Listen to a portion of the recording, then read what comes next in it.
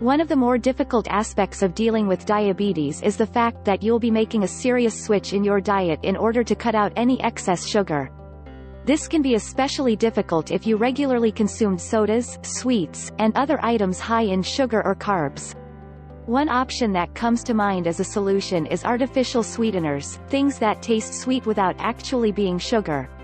A lot of people will critique these sweeteners, claiming that they're actually worse for you than regular sugar, and that you shouldn't buy into it.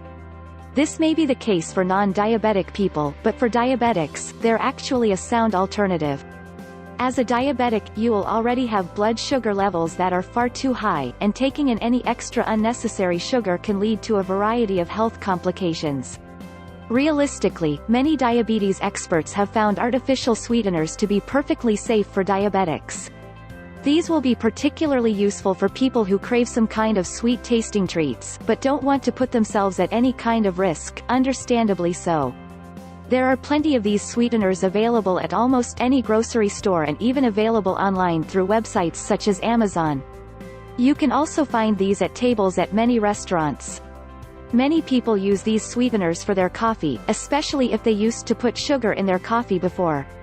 After being diagnosed with diabetes, they wouldn't want to drink sugary coffee, but they also wouldn't want black coffee. This is where sweeteners find their market. Not all artificial sweeteners use the same ingredients, though, some are more suited for certain conditions than others.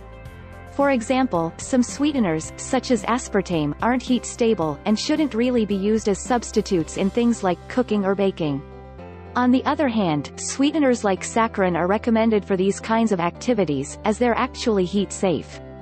Using sweeteners as a replacement for sugar in existing recipes for things like baked goods can be a bit tricky, since the finished product might turn out a bit different due to the lack of certain properties found in sugar. Instead, try to find new recipes based off of the sweeteners to begin with.